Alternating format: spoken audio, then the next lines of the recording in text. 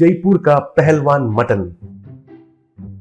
जयपुर के गांव में मदन कहकर एक आदमी मटन बेचता था। मदन को बचपन से ही वो मटन का दुकान ही आधार था। उनका पिता के साथ मटन काटने का काम और व्यापार सीखा था। मटन को अच्छे से ही काटता था,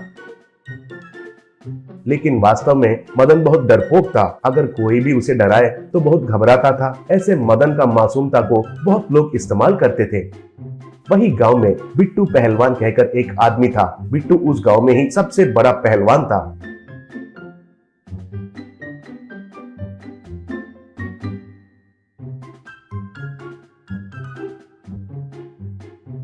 उसके खिलाफ कोई भी नहीं जीतते थे। उसके साथ मुकाबला करने के लिए सब लोग डरते थे। ऐसा बिट्टू लोगों का डर को इस्तेमाल करने के लिए देखता था। वो सबको डराकर उसका जरूरतों के लिए उनका इस्तेमाल करता था। एक बार बिट्टू मदन के पास आकर, "ए मदन, 2 किलो मटन काटो," कहा। तब मदन, "पहलवान जी, अब तक बोनी नहीं हुआ है, इतना जल्दी आकर अब आप पूछेंगे तो कैसा होगा बताइए," कहा। तब बिट्टू, "क्यों रे, बोनी गिनी कहकर बक रहे हो?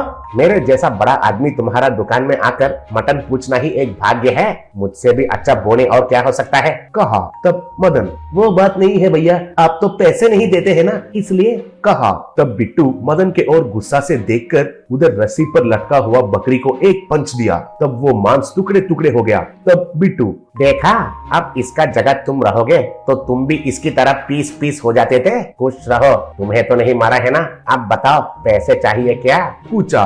तब मदन, भैया जी, मुझे मत मारिए, आपसे बेहतर और अच्छा बोनी क्या हो सकता है," कहा। ऐसे बिट्टू उधर मुफ्त में मटन लेकर बिस्वान कहकर एक ढाबा का मालिक के पास गया। उधर जाकर बिस्वान से बिट्टू, "अरे ओ बिस्वान, मैं मटन करी लेकर आया हूँ, अब इससे अच्छा मटन करी बनाओ," कहा। तब बिस्वान, "भैया बिट्टू जी, अब दोनों चूल्हे बहुत व्यस्त है जी, थोड़ा वक्त लगेगा। वो खत्म होते ही आपके लिए मटन बनवा कर राइस के साथ साथ चपाती और मटन परोसता हूँ। आप थोड़े देर उधर उस बिस्तर पर लेट जाइए," कहा। तब बिट्टू को गुस्सा आकर उधर उस बिस्तर को उठाकर नीचे फेंक दिया। तब बिस्वान डर के मारे देख रहा था।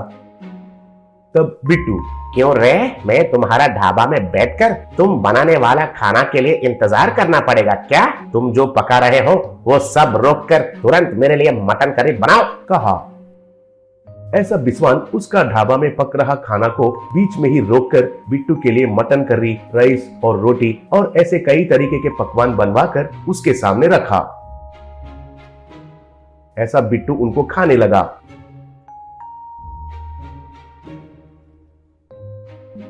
तभी उसको प्यास लगी। तभी उस होटल में काम कर रहा साहू से पानी पूछा। साहू पानी लेकर आते ही बिट्टू साहू को एक मार के, "क्यों बे, इतने सारे आइटम्स लगाए थे तो पानी लगाना है क्या कर पता नहीं चला है क्या तुमको?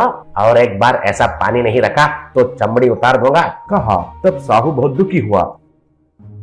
ये सब एक साइंटिस्ट देखने लगा। "क्या है ये बिट्टू कौन है? सुबह से लेकर देख रहा हूँ, बेचारा उस मटन शॉप वाले को मारा, अब इस ढाबा वाले को भी मारा और अच्छा सा पिस्ता जैसा बैठकर खा रहा है, और उस होटल में काम करने वाला उस पतला आदमी को पकड़कर मारा। ऐसे वालों को यूं ही नहीं छोड़ना चाहिए," सोचा।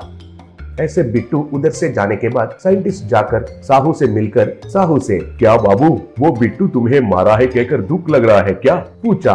तब साहू, "हाँ सर, मैं बहुत पतला हूँ कहकर मुझे कम नजर से देखा है। मुझे ही नहीं, इस गांव में बहुत लोगों को वो मारता है और उसका काम सबसे करवाता है। वो बड़ा बदमाश है सर," कहा। तब वो साइंटिस्ट साहू से, "अगर तुम्हें उसको मारने का मौका मिलेगा तो तुम उसको मारोगे क्या, बताओ?" पूछा।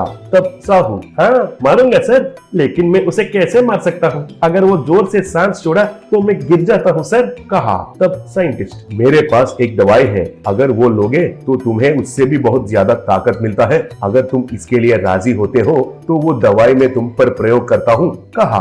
तब साहू ठीक है कहकर मान लिया। ऐसा वो साइंटिस्ट साहू को लैब में ले जाकर उसे एक इंजेक्शन दिया। बस साहू एक पहलवान जैसा बदल गया।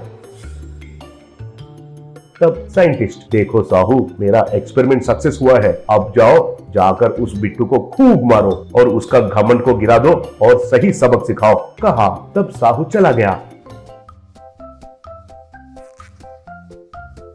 अगले दिन बिट्टू रोज की तरह मदन के पास जाकर मटन लेकर विस्वान के पास जाकर पकाने के लिए कहा। तभी उधर साहू आया। तब बिट्टू, क्या रे साहू, ऐसे बदल गए हो? गैस बैलून्स को निकल गए हो क्या, या फिर बॉडी सूट पहने हो? ठीक है, जैसे भी आए हो जाकर पानी लेकर आओ, कहा। तब साहू बिट्टू जो बैठा था उस बिस्तर को उसके साथ उठाकर नीचे फेंक दिया। बिट्टू नीचे गिर गया। फिर साहू जाकर बिट्टू को पकड़कर खूब पिटाई किया। आखिर में बिट्टू हार गया। तब साहू, देखो बिट्टू, तुम बहुत मेहनत से कुश्ती सीखकर पहलवान बने हो। तुम्हारा ताकत को किसी कमजोर के लिए उपयोग हो ऐसा इस्तेमाल करो, लेकिन उनके ऊपर मत इस्तेमाल करो। थोड़ा सुधर जाओ और अच्छे से जीना शुरू करो, कहा। ये सब देखकर मदन और विस्वान खुश हुए। तब बिट्टू उधर से भाग गया।